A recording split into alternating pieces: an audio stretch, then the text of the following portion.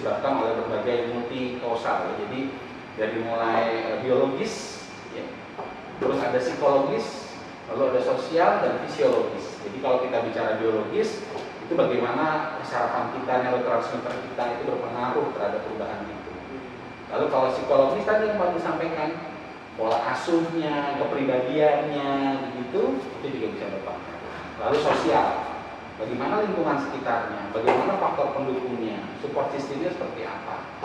Itu juga bisa menjadi pengaruh dalam perubahan-perubahan perilaku, pikiran, dan perasaan. Oke, baik Bapak-Bapak, sahabat semua ya, kita tadi sudah sama-sama dengarkan. Kemudian begini, untuk barangkali ya ada teman-teman kita yang sudah terlanjur masuk ke zona yang dianggap sebagai zona depresi misalnya, dan merasa ini sudah merasa depresi. Kalau di rumah sakit jiwa mungkin sudah ada ya metodenya atau programnya untuk penata-laksanaan pasien-pasien dengan gangguan jiwa yang mengalami depresi.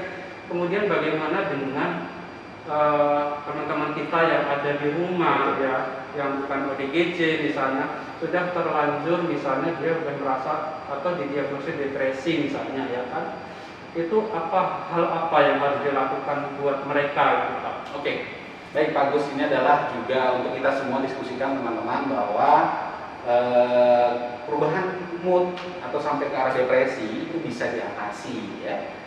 Jadi nanti kalau teman-teman di rumah, yang pertama yang bisa teman-teman lakukan adalah menerima keadaan terlebih dahulu. Jadi kalau saya lagi sedih, saya lagi marah, diterimain dulu nih. Jadi diterima dulu, oh ya wes, nggak apa-apa, saya sedih, ini wajar dan saya normal. Nah setelah itu langkah selanjutnya adalah memaafkan. Ini penting Pak Gus, karena memaafkan itu bukan hanya di Idul Fitri ya, tetapi di sehari-hari kita harus ketemu dengan memaafkan. Bukan hanya memaafkan untuk orang lain Pak Gus, tapi memaafkan diri sendiri. Ini penting, karena kalau kita lihat Pak Gus, di dunia ini memang bukan tempatnya sesuatu hal yang sempurna. Dan hati-hati pada orang-orang yang terlalu perfeksionis. Ya. Orang-orang yang terlalu perfeksionis atau menganggap dunia ini harus sempurna, dia akan lelah. Lelah, dan nanti akan muncul perasaan ketidakmampuan tadi ya, mengkritik diri negatif. Nah, yang pertama itu menerima dulu, memaafkan, setelah itu diri sendiri. Lalu yang ketiga adalah mencintai diri sendiri. Ini penting Pak Gus. Jadi kalau kita bicara konsepnya mencintai, itu bukan hanya bicara antar pribadi. Ya.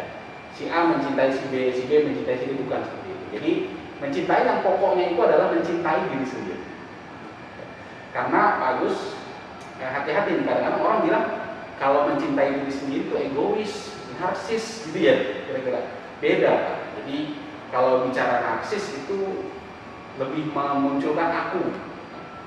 Ini aku hebat, aku di atas rata-rata, itu narsis. Ya, tapi kalau mencintai diri sendiri itu mencintai secara utuh segala kekurangan, kelebihan diri, dan potensi-potensi apa yang bisa dikembangkan selanjutnya. Ini mencintai diri sendiri, ini penting. Gini mungkin kalau saya kasih gambaran ke teman-teman sekalian bahwa kalau kita naik pesawat, keadaan emergensi gitu ya, lalu ada oksigen turun, yang diinstruksikan oleh pramugari adalah Orang tua baru ya, yang pertama Pak Gus, yang diinstruksikan memakai adalah si penolong sendiri. Harus pakai dulu sendiri baru menolong orang lain, gitu Pak Gus. Jadi itulah pentingnya mencintai diri sendiri. Karena dengan kita mencintai diri sendiri, selain kita berharga buat diri kita juga bisa membantu orang lain.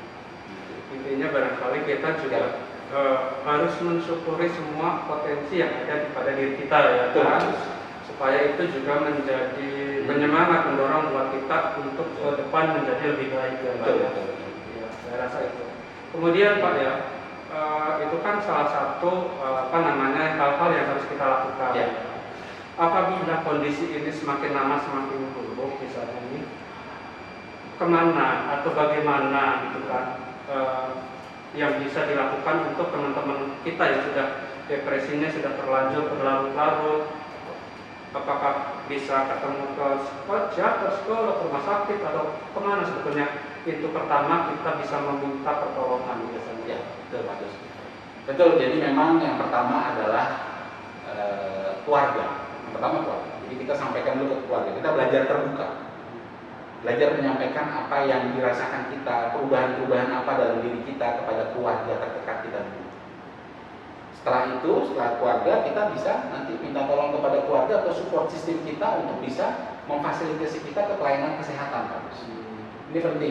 Jadi memang harus memanfaatkan fasilitas pelayanan kesehatan. Karena kan udah banyak ya Pak ya, klinik-klinik jiwa gitu ya. Terus yayasan rehabilitasi jiwa, lalu ada rumah sakit jiwa juga kan sudah modern sekarang kira-kira seperti itu. Dan teman-teman sekalian janganlah merasa minder, janganlah merasa rendah diri bahwa kalau ke rumah sakit jiwa terus oh saya nanti gangguan jiwa nih gitu ya, nggak selalu seperti itu. Nah, itu penting sekali. Jadi itu hal yang pertama selanjutnya kita lakukan apabila nanti tidak bisa diatasi oleh itu. Jadi rumah sakit jiwa itu tidak mesti yang datang itu orang yang jelas-jelas sudah terdiagnosis gangguan jiwa ya.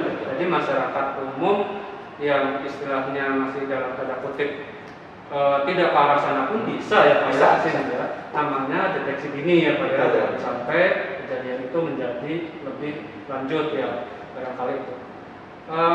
Ini Pak, apa namanya ya? Tadi barangkali Pak Bambang sudah menceritakan, menggambarkan hal-hal apa sih yang harus dilakukan ketika memang kejadian ini menjadi semakin lanjut ya. Kemudian ini Pak, bisa nggak sih ya depresi misalnya dari tahap depresi yang berlanjut itu bisa nggak ke arah nantinya menjadi gangguan jiwa berat misalnya, bisa nggak Pak? Ya bagus. Jadi ini juga perlu diperhatikan bagus. Jadi kalau ada perubahan-perubahan psikologis, perubahan-perubahan kejiwaan gitu ya, kalau tidak diatasi dengan segera, tidak diperhatikan dengan segera, ini juga bisa nanti bertambah berat. Yang dikhawatirkan adalah akan mengganggu kegiatan kita sehari-hari. Kalau sampai mengganggu kegiatan sehari-hari, ini sudah muncul perubahan dan gangguan bagus. Dan ini harus segera diatasi. Dan memang kalau berangsur-angsur seperti depresi tadi, tidak diatasi itu banyak sekali resikonya nanti ke depannya bagus. Seperti nanti bisa kejadian bunuh diri, gitu ya. Lalu bisa kejadian baik itu melukai diri sendiri ataupun orang lain, ya. Jadi bisa muncul hal-hal yang memang sangat riskan sekali. Baik itu nanti bisa ke gangguan kejiwaan juga bisa. Oke Pak. Terus gini, apa namanya? Yang saya dengar yang saya dengar dari sekitar bahwa penderita gangguan jiwa sekali dia kena ada potensi untuk kambuh, ya kan? Untuk relapse misalnya. Kalau depresi ini sama nggak seperti itu? Apakah dia ada batas ketika dia sembuh potensi untuk kambuh menjadi tidak ada, atau apakah sama seperti gangguan jiwa yang lain? Ya, betul Pak Gus. Jadi memang untuk perubahan-perubahan depresi ini Pak Gus, kalau kita ke pelayanan kesehatan ya, itu selain diberikan psikofarmaka atau obat-obat jiwa ya, itu juga kan dilakukan namanya psikoterapi Pak Gus. Psikoterapi ini juga adalah menjadi salah satu faktor penunjang yang sangat penting untuk pemulihan. Ini adalah karena kan kita tidak akan lepas dari yang namanya stresor. Selama kita hidup pasti kita akan bertemu dengan stresor. Yang dikhawatirkan adalah pada saat kita menemukan stresor yang sama dan kita tidak mempunyai coping yang baik karena kita belum belajar. Nah, ini bisa memunculkan trigger baru dan bisa memunculkan stresor baru yang akan menyebabkan relapse lagi. Itu yang dikhawatirkan seperti itu Pak Gus. Jadi selain psikofarmaka atau obat-obatan kejiwaan, juga perlu namanya psikoterapi atau latihan-latihan untuk meningkatkan coping diri dalam menghadapi stresor. Seperti itu sih Pak Gus. Kita sudah sama-sama dengarkan tadi ya yang paparan dari Pak Bambang tentang depresi yang luar biasa ya. Dari mulai tahap apa sih sebetulnya penyebabnya, apa hal-hal apa saja yang harus dilakukan buat teman-teman kita yang sudah masuk misalnya ke tahap depresi, harus bagaimana, kemana harus berobat, ya kan? Bagi teman-teman semua yang barangkali mungkin nanti ke depan butuh informasi atau konsultasi lebih lanjut dengan Pak Bambang juga bisa ya Pak ya. Boleh, boleh. Ada IG-nya Pak Bambang, ada WhatsApp ya, Boleh. berarti WhatsApp yang bisa buat konsultasi. Hmm. Ada juga ada ini Pak yang lainnya selain itu Pak? Oh iya, jadi nanti kalau memang teman-teman sekalian, nanti kita akan diskusi juga kalau memang ada yang dirasa tidak nyaman dengan kesehatan jiwanya atau lain sebagainya, jika memang ingin dikonsultasikan dengan keperawatan jiwa, maka boleh Pak Gus, nanti di WhatsApp saya juga boleh. Oke, boleh. Nanti ditayangkan di WhatsApp yang ada di YouTube kita ya. Nah, boleh melalui chat kita juga nanti kita bantu jawab. Nanti kita tayangkan juga di YouTube channelnya Curhat Jiwa kita. Baik semuanya, mudah-mudahan kita yang waktu yang singkat ini ya, kita nggak bisa terpanjang-panjang.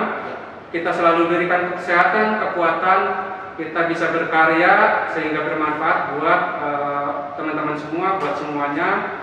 Saya kira demikian dialog saya bersama Pak Bambang Sumardi. Saya akhiri. Wassalamualaikum warahmatullahi wabarakatuh.